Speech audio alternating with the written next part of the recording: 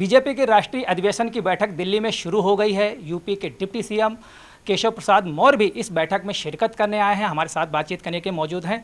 मौर्य जी, ये बैठक लोकसभा चुनाव को लेकर कितना महत्वपूर्ण है और क्या क्या अहम मसले हैं जिस पर इनमें मंथन होना है? देखिए, भारतीय जनता पार्टी की यह लोकसभा चुनाव 2024 से पहले की ऐतिहासिक बैठक होती है और यह बहुत महत्वपूर्ण बैठक है। 2024 का लोकसभा चुनाव देश में राम लहर और मोदी लहर और जो काम किया गया उस काम की लहर बहुत नीचे तक पहुंच चुकी है।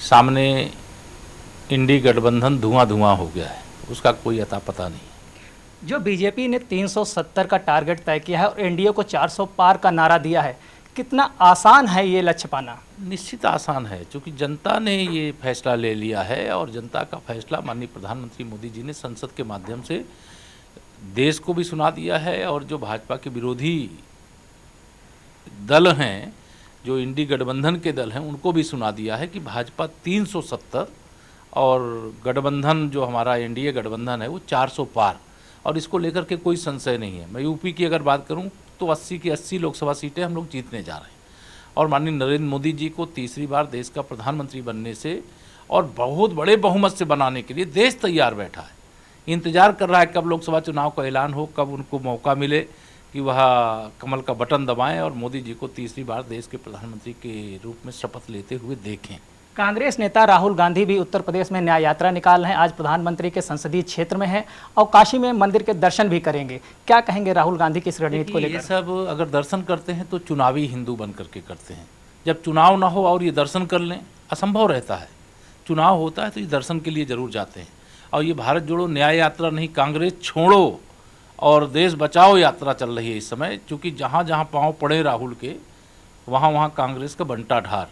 मतलब चाहे वो पश्चिम बंगाल में पहुँचे तो वहाँ की यद्यपि बहुत अराजकता के आग में पश्चिम बंगाल को झोंकने वाली जिस टीएमसी के साथ ये गठबंधन करना चाहते थे, इनका गठबंधन टूटा। जब ये बिहार पहुँचे तो बिहार में एनडीए की फिर से सरकार बन गई। यूपी में कांग्रेस का कोई वजूद नहीं, कांग्रेस का कोई पूछने वाला नहीं है और कांग्रेस का इस बार खाता भी नहीं खुलेगा। और जैसे जैसे आगे बढ़ रहे हैं वैसे वैसे कांग्रेस समाप्त होती जा रही है। अंतिम सवाल है कि कांग्रेस और सपा की सीटों का फार्मूला उत्तर प्रदेश में नहीं तय हो पाया है, लेकिन इस न्याय यात्रा में अखिलेश यादव ने भी शामिल होने की सहमति दी है और स्वामी प्रसाद मौर्य भी शामिल हो रहे हैं। शामिल कोई भी हों, जिनको शामिल करना चाहें शामिल कर लें, जिनको अलग करना चाहें अलग कर लें।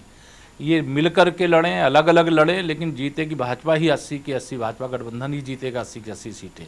और इन लोगों को जमानत भी बचाना मुश्किल हो जाएगा। जनता में इतना उत्साह है, इतना उमंग है, इतनी मैंने कहा मोदी लहर है, राम लहर है, गरीब कल्याण की योजनाओं का लाभ इतना लोगों को मिला है, महिला सशक्तिकरण इतना हुआ है, देश का मान सम्मान दुनिया में बढ़ा है। अयोध्या में रामलला के जन्मस्थान पर भव्य मंदिर तो बना ही बना। उस संयुक्त अरब अमीरात के आबू धाबी में भी जाकर के आदरणीय प्रधानमंत्री जी ने भगवान श्री स्वामी नारायण जी के मंदिर का उद्घाटन कर दिया, वहाँ भी भगवा लहरा गया।